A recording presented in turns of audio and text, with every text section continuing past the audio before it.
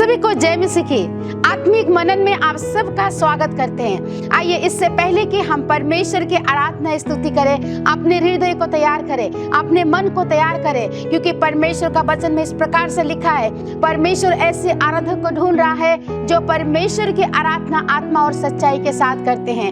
आइए इस समय आप परमेश्वर की आराधना स्तुति आत्मा और सच्चाई के साथ करें, आनंद के साथ, हर्ष के साथ और धन्यवादी हृदय के साथ परमेश्वर के सम्मुख आए और उसकी आराधना स्तुति करें। आइए हम प्रार्थना करते हैं।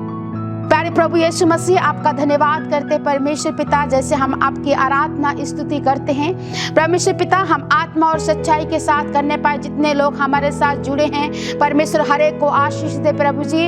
आज की आराधना एक छुटकारामय, चंगाईमय, एक अद्भुत कार्य हमारे जीवन में हम देखने पाए। प्रभु धन्यवाद करते हैं हर एक आपकी आशीषों के लिए। प्रभु धन्यवाद करते हैं आपकी हर एक भलाइयों के लिए। प्रभु धन्यवाद करते हैं आपके सारे उपकारों के लिए जो आपने हमारे जीवन में किया है। धन्यवाद करते प्रभु, सारा आदर महिमा आपको देते हैं। धन्यवाद के साथ प्रार्थना प्रभु यीशु मसीह के नाम से मांगते हैं, आमीन। खुशी से यीशु पैदा हुआ, झूमो नाचो खुशी से यीशु पैदा हुआ, झूमो नाचो खुशी से यीशु पैदा हुआ, झूमो नाचो खुशी से यीशु पैदा हुआ। लहम के छोटे नगरिया का सितारा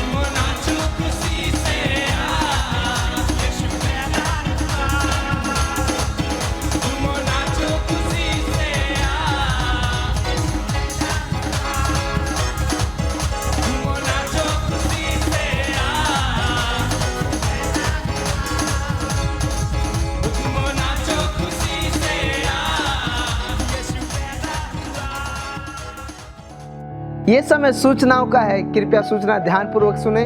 फरीदाबाद के अलग अलग स्थानों में ग्रेस चर्च की आराधना सभा होती है, जैसे कि मैं एस्तर लकड़ा और मैं इवेन लाकड़ा, हम दोनों मिलकर ग्रेस चर्च धीरज नगर में सेवकाई करते हैं। मैं अरुण, मैं बसंती, हम ग्रेस चर्च रामनगर में सेवकाई करते हैं।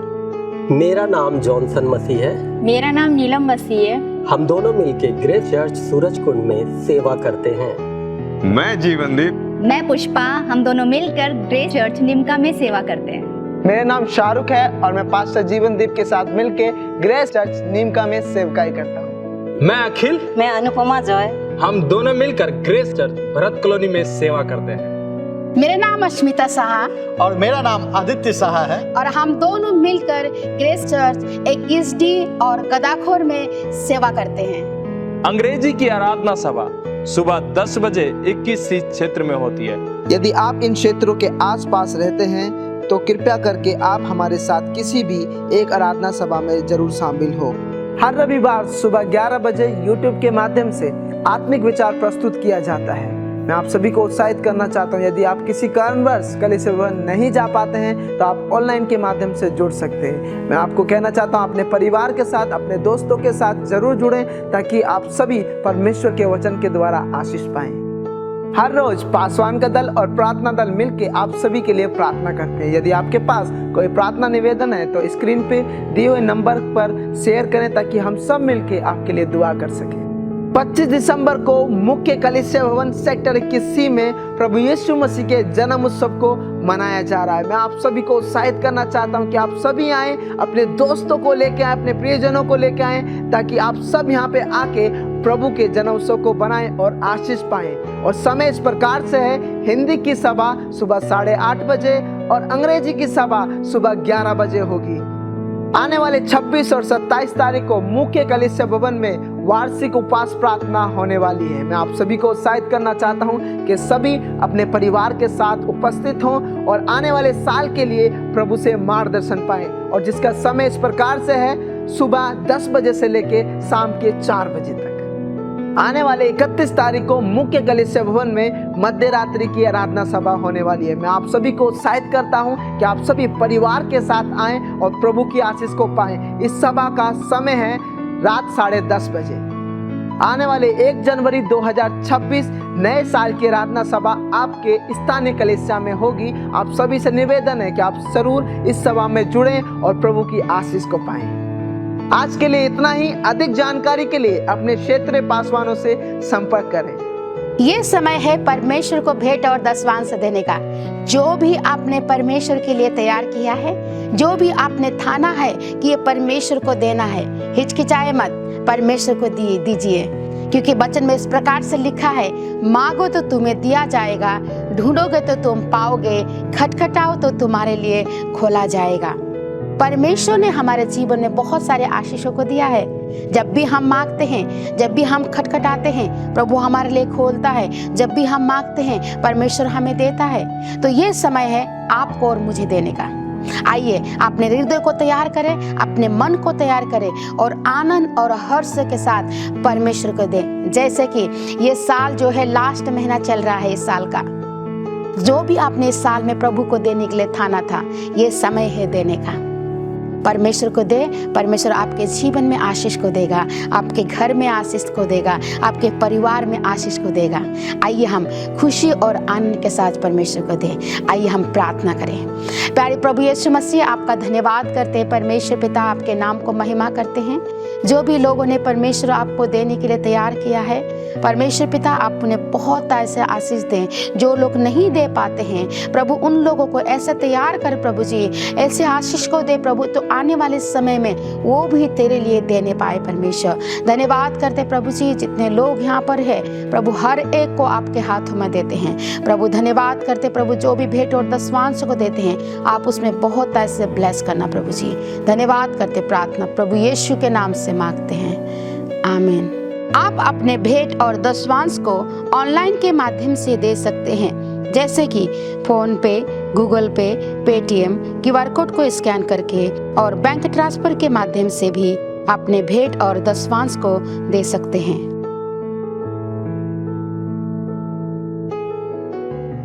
आप सबको जय मसीह की।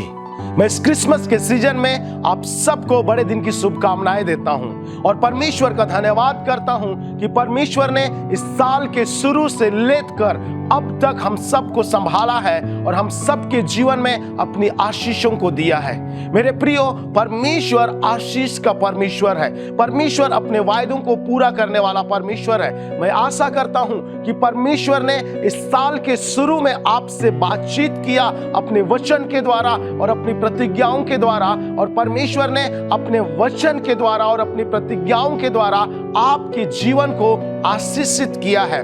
मेरे प्रियो, आज के समय में जब हम परमेश्वर के वचन पर मनन करने जा रहे हैं, मैं आपको उत्साहित करना चाहता हूं और इस बात को बताना चाहता हूं, हमारा परमेश्वर महिमा का परमेश्वर है। हमारा परमेश्वर आशा का परमेश्वर है। बाइबल बताती है हमारे परमेश्वर के विषय में वो महिमा की आशा है। मेरे प्रियो, बाइबल बताती है, जब हम पढ़ते हैं लूका सुसमाचार उसका 2 अध्याय और उसका 10 और 11वें वचन में, और मैं इस समय आपके लिए पढ़ने जा रहा हूं। यहां पर इस प्रकार से लिखा हुआ है, तब स्वर्गदूत ने उनसे कहा, मत डरो, क्योंकि देखो मैं तुम्हें बड़े आनंद का सुसमाचार सुनाता हूं जो सब लोगों के लिए होगा, कि आज दाऊद के नगर में तुम्हारे लिए एक उद्धारकर्ता जन्मा है और यही मसीह प्रभु है।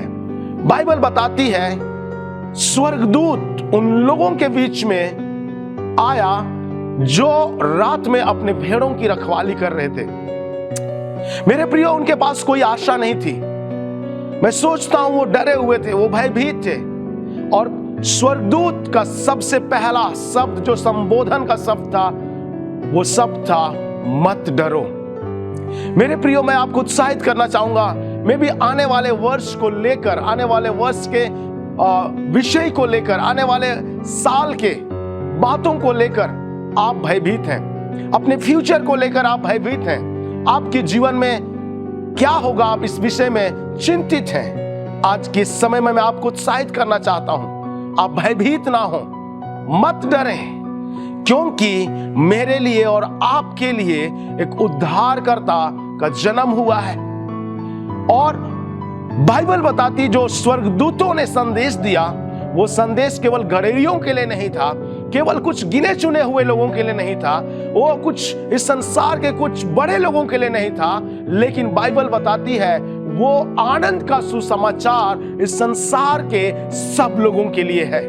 वो सुसमाचार, जो आनंद का सुसमाचार है, वो आपके लिए भी है। वो आनंद का सुसमाचार वो आपके बच्चों के लिए भी है। वो आनंद का सुसमाचार वो आपके परिजनों के लिए भी है। मेरे प्रियो, वो परमेश्वर जो आनंद का परमेश्वर है, जो उद्धार करता परमेश्वर है, जिसका नाम मसीह यीशु है, जिसके विषय में बाइबल बताती है कि वो हमारे साथ साथ रहता है। मेरे प्रियो, हमारे जीवन के हर एक सिचुएशन में, हमारे जीवन के हर एक समय में वो परमेश्वर हमारे साथ और वो परमेश्वर आपके साथ भी रहता है। आइए अपने आंखों को अपने परमेश्वर यहोवा की ओर लगाएं, जो आशा का परमेश्वर है, जो महिमा की आशा है। उसके पास आपके लिए आनंद की बातें हैं, उसके पास आपके लिए भलाई की बातें हैं, उसके पास आपके लिए भली योजनाएं हैं। मेरे प्रियो, इस संसार की परिस्थितियों को देखकर मत डरिए, इस संसार की महंगाई को देखकर मत डरिए, इस संसार की सिचुएशन को देखकर मत डरिए, परंतु अपनी आंखों को परमेश्वर की ओर लगाएं, जो महिमा का परमेश्वर है, जो आशा का परमेश्वर है, जो आनंद का परमेश्वर है, जिसने हम सबके लिए अपने आप को दे दिया, हम सबके आनंद के लिए मनुष्य बनकर पृथ्वी पर उतर आया और हम सबके जीवन में आनंद को दिया।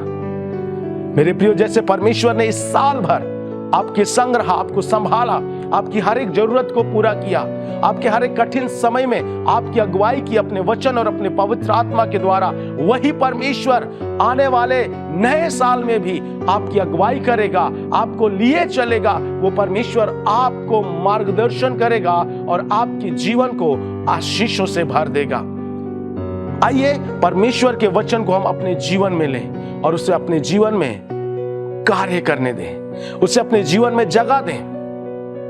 वो परमेश्वर अपने वचन के द्वारा आप सबके जीवन से बात करें और मैं आशा करता हूं आप इस वचन को जब सुन रहे हैं, इस विचार को जब सुन रहे हैं, आप उस परमेश्वर पर जो आशा का परमेश्वर है उसकी ओर अपनी आंखों को लगाएंगे, क्योंकि बाइबल बताती है वही हमारे विश्वास को सिद्ध करने वाला, वही परमेश्वर हमारे विश्वास का कर्ता और सिद्ध करने वाला परमेश्वर है। वह हमारे जीवन में अपनी महिमा को प्रकट करेगा और आपके जीवन में अपनी महिमा को प्रकट करेगा और आपकी और हम सबकी आशा को वो परमेश्वर पूरी करेगा। इसमें मैं आपको फिर से उत्साहित करना चाहूंगा, अपनी आशा, अपना एक्सपेक्टेशन इस संसार से ना रखें परंतु परमेश्वर से रखें। जब आप परमेश्वर से एक्सपेक्टेशन रखेंगे, आशा रखेंगे, आप परमेश्वर की ओर से पूर्ति को भी देखेंगे और भलाई को देखेंगे और परमेश्वर की प्रतिज्ञाओं को पूरी होते हुए आप अपने जीवन में देखेंगे। परमेश्वर इन विचारों के द्वारा आपके जीवन में आशीष को दे और अपने आनंद को दे। आइए हम प्रार्थना करें। परमेश्वर पिता, हम यीशु मसीह के नाम में तेरे पास आते हैं और धन्यवाद देते हैं प्यारे प्रभु जी कि तूने अपने प्रिय पुत्र यीशु मसीह को हमारे लिए, इस संसार के लिए आज से 2024 साल पहले दे दिया। और परमेश्वर पिता, हाँ प्रभु जी, वो परमेश्वर जो हमारे लिए आनंद को लेकर आए, जो हमारी आशा का परमेश्वर है प्रभु, आज हमारी आशा, हमारा भरोसा, हाँ प्रभु, तेरी ओर है प्रभु जी, क्योंकि तू ही प्रभु जी हमारा उद्धार करता परमेश्वर है। तू हमारा आनंद का परमेश्वर है प्रभु जी। तू हमारे जीवन के हर एक डर को बाहर करने वाला परमेश्वर है प्रभु। और प्रभु, हमें सामर्थ और संयम की आत्मा को देने वाला परमेश्वर तू है प्यारे प्रभु जी। खुदावन, आज हम प्रार्थना करते हैं खुदावन, हर एक के जीवन में प्रभु आप अपने अनुग्रह और अपनी आशीष को दे प्रभु, और अपने वचन के अनुसार अपनी सामर्थ और अपनी संयम को दे परमेश्वर पिता, जिससे प्रभु वो तेरे राज्य और तेरी महिमा के लिए प्रभु अपने आप को प्रभु खड़े करने पाए परमेश्वर पिता। और प्रभु वो सारी आशा और भरोसा प्रभु वो तुझ पर रखने पाए। प्यारे प्रभु जी, मैं आपका धन्यवाद करता हूं, धन्यवाद देता हूं प्रभु तेरे उस महान आनंद के लिए जो आपने अपने प्रिय जनों के जीवन में दिया है। यीशु मसीह के नाम में मांगते हैं, आमीन।